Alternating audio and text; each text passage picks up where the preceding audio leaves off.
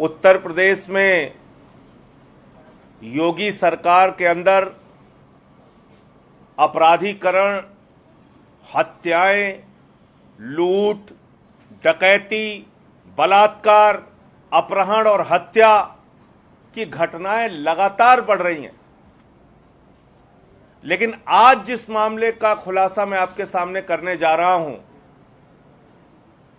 यह आपको हैरान कर देगा। आपको जानकर आश्चर्य होगा कि ऐसा भी किसी राज्य में हो सकता है। उत्तर प्रदेश में सिलसिलेवार तरीके से, और मैंने ये बार बार उठाया, ब्राह्मण समाज के लोगों की हत्या के एक नहीं अनेक मामले उत्तर प्रदेश में हैं। अनेक मामले, वो चाहे निर्वेंद्र मिश्रा पूर्व विधायक 3 बार के जो रहे उनकी हत्या का मामला हो, वो चाहे पत्रकार विक्रम जोशी की हत्या का मामला हो, वो चाहे प्रभात मिश्रा जो 12वीं में पढ़ने वाला बच्चा था उसके फर्जी इनकाउंटर का मामला हो, खुशी दुबे के जेल में रहने का मामला हो, या 4 लोगों की गला काटकर हत्या करने का प्रयागराज का मामला हो, या कुल्हाड़ी से काट के प्रतापगढ़ में हत्या का मामला हो। एक लंबी फेहरिस्त है। कैलाश नारायण दीक्षित व्यापारी की हत्या का मामला हो। लेकिन यह जो मामला है, इस मामले को जानने के बाद आपको यह लगेगा कि जब रक्षक ही भक्षक बन जाए तो फिर सुरक्षा कैसे होगी इंसान की।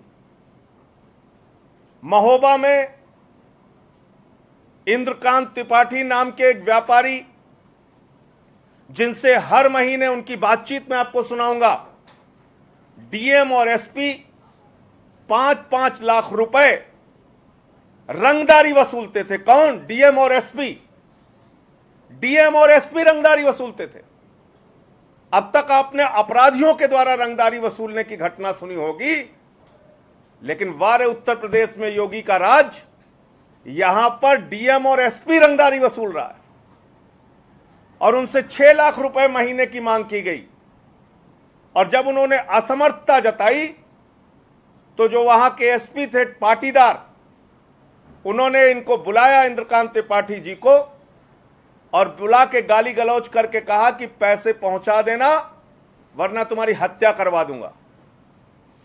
और 1 हफ्ते पहले, यानी हत्या के पहले, वारदात के पहले, वो शख्स इंद्रकांत त्रिपाठी जी वीडियो बनाते हैं, उत्तर प्रदेश के मुख्यमंत्री योगी जी से गिड़गिड़ाते हैं कि योगी जी मेरी रक्षा कर लीजिए, मेरी जान जा सकती है, एसपी मेरी हत्या करवा सकते हैं, मुझसे रंगदारी मांगते हैं। ये किसी और को नहीं, उत्तर प्रदेश के मुख्यमंत्री योगी आदित्यनाथ से उन्होंने गुहार लगाई। और 1 हफ्ते बाद उनको गोलियों से भून दिया गया और कल उनकी मृत्यु हो गई। एक एसपी हत्या करवा रहा है उत्तर प्रदेश के अंदर। कहां जाएगा सुरक्षा के लिए इंसान? योगी जी, जब आपसे एक व्यापारी ने अपील की और बताया कि उसकी हत्या हो सकती है, आप एक मुख्यमंत्री के तौर पे उस पर कोई कार्रवाई नहीं कर पाए, उसकी जान नहीं बचा पाए। इसलिए उसकी मौत के सीधे जिम्मेदार आप हैं मुख्यमंत्री जी। और जिस प्रकार से उत्तर प्रदेश में हत्या की घटनाएं बढ़ रही हैं, आपको अपने पद पर रहने का कोई नैतिक अधिकार नहीं है, आपको इस्तीफा दे देना चाहिए। छोटी छोटी बच्चियों के साथ बलात्कार, हत्या, दलित युवक को थाने में पकड़ के पीट के मार देते हैं, और ब्राह्मण समाज के लोगों की हत्या के तो जैसे बाढ़ आ गई उत्तर प्रदेश में। आज पार्लियामेंट के अंदर मौका मिला तो यह मामला उठाने का मैं पूरा प्रयास करूंगा। कोरोना घोटाला जो योगी सरकार ने किया है, चाय बनाने वाली कंपनी, कंस्ट्रक्शन कंपनी, स्कूल और कॉलेज में कंपनी, राशन बेचने वाली कंपनी से ऑक्सीमीटर और थर्मोमीटर खरीद के जो एक महा घोटाला इस संकट काल में योगी सरकार ने किया है, उस मामले को भी पार्लियामेंट में उठाऊंगा। और ये अपने आप में शमशान में दलाली खाने का मामला है कि जब पूरा देश कोरोना के संकट से जूझ रहा है, लोगों का जीवन जा रहा है, 2 मंत्री उत्तर प्रदेश में अपनी जान गंवा चुके हैं। ऐसे समय में उत्तर प्रदेश में योगी जी कोरोना घोटाला करने में लगे हुए हैं। मैं उम्मीद करता हूं कि यह मामला आप लोगों के माध्यम से जनता के बीच में जाएगा और योगी सरकार का जो इस कोरोना की महामारी में घोटाले का मामला है वो एक खाली ऑक्सीमीटर थर्मोमीटर तक सीमित नहीं, एनालाइजर जो इनके जेम पोर्टल पे 1,45,000 में है वो चीनी कंपनी से 3,30,000 रुपए में मंगाया गया। यानी एक तरफ चीन हमारा दुश्मन बना हुआ है, हमारे जवानों को शहीद कर रहा है, लेकिन दलाली खाने के लिए योगी जी ने 1,45,000 का एनालाइजर 3,30,000 रुपए में खरीदा और एक दो नहीं, सैकड़ों की संख्या में। 20 जिले का यह भ्रष्टाचार है, 65 जिलों में ऑक्सीमीटर थर्मोमीटर का भ्रष्टाचार है। ये तमाम विषय हैं जो पार्लियामेंट के सत्र में मैं उठाने का प्रयास करूंगा। लेकिन कल जो एक बड़ा मामला हुआ है, मैं चाहूंगा कि वो वीडियो आप जरूर सुन लीजिए, जिसमें एक व्यापारी ने, इंद्रकांत त्रिपाठी जी ने अपनी हत्या से पहले उत्तर प्रदेश के मुख्यमंत्री से गिड़गिड़ा के अपील की थी, मेरी जान बचा लीजिए।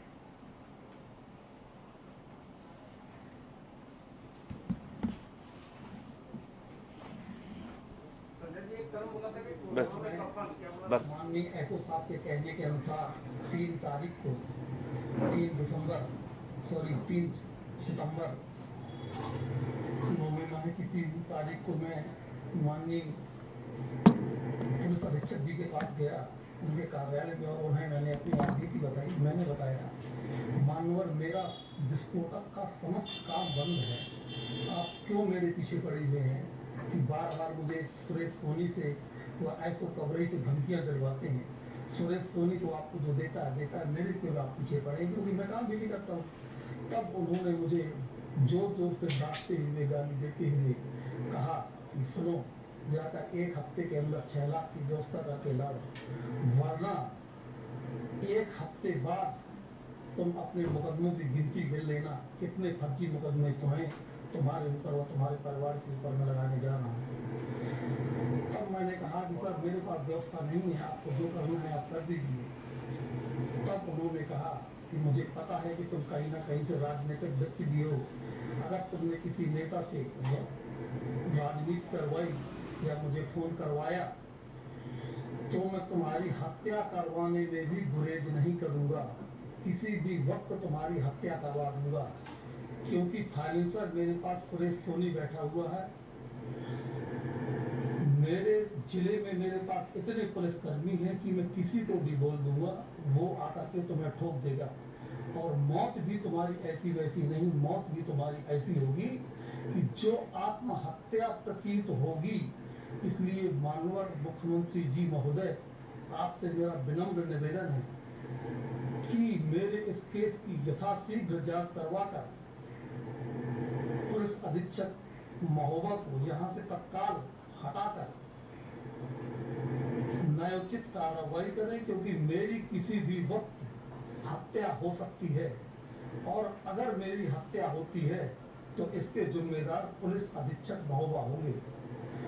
ये साफ तौर पे मरने से पहले इस व्यापारी ने अपील की है और बताया है, मुख्यमंत्री से गुहार लगाई है। ये वीडियो मौजूद है। दूसरा, 2 लोगों की बातचीत है, वो इसमें आ जाएगी, इससे कनेक्ट हो।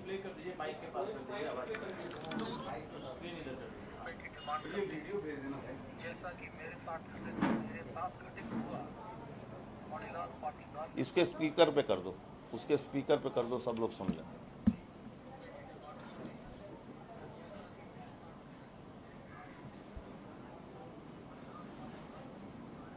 ये 2, इसमें डीएम का भी खुलासा किया कि डीएम भी पैसे मांग रहा था।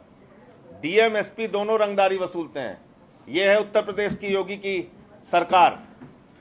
मेरे ऊपर 3 महीने में 13 मुकदमे कर दिए। किसी माफिया पे इतने मुकदमे नहीं हुए होंगे जितने मेरे ऊपर हो गए।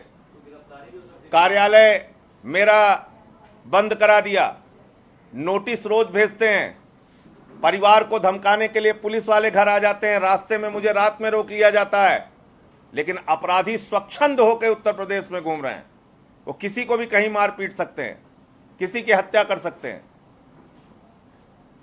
चला दो इसको।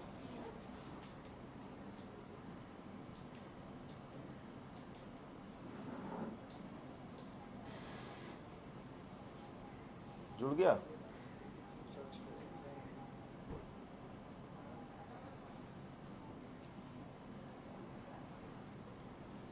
जुड़ा कि नहीं?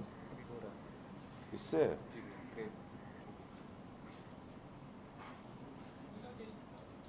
देखिए, अगर जुड़ जाए तो इसको भी सुनवा दूं आपको। नहीं हो रहा है। चलिए, मैं ये बातचीत भी दे दूंगा आपको। इसमें डीएम एसपी दोनों रंगदारी वसूलते हैं, 5-5, 6-6 लाख रुपए महीना। ये इसमें स्पष्ट तौर पर जुड़ गया।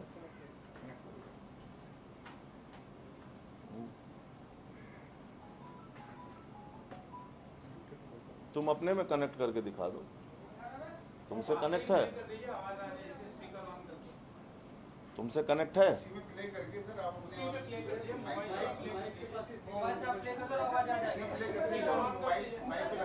अच्छा, ठीक है।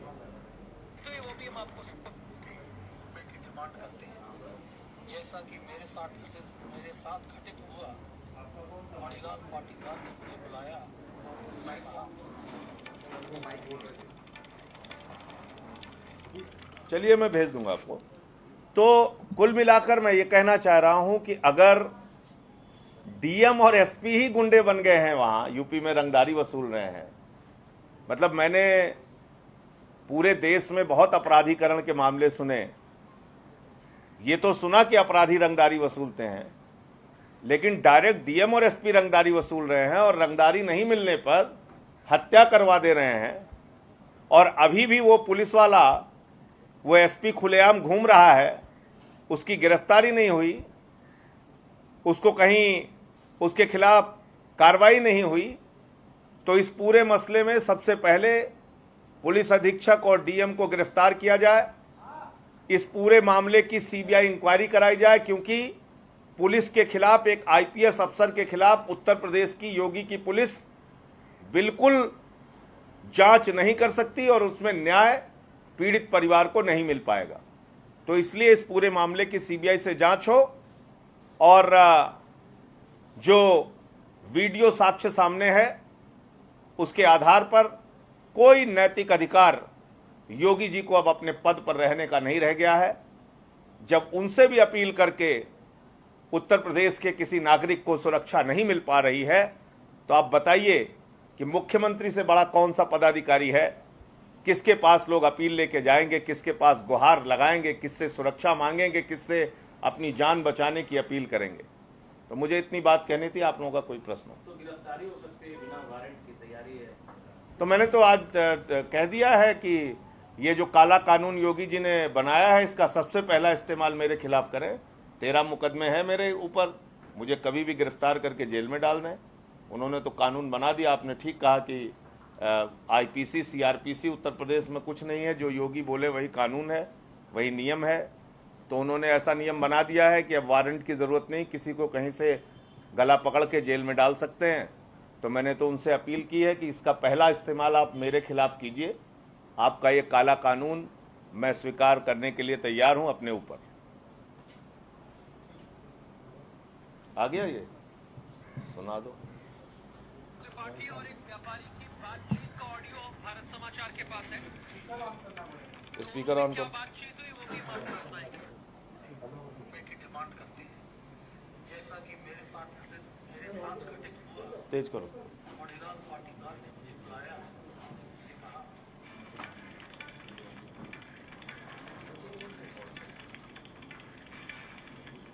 इंद्रकांत त्रिपाठी और एक व्यापारी की बातचीत का ऑडियो हम भारत समाचार के पास है। दोनों में क्या बातचीत हुई? हाँ, चलो भेज दें।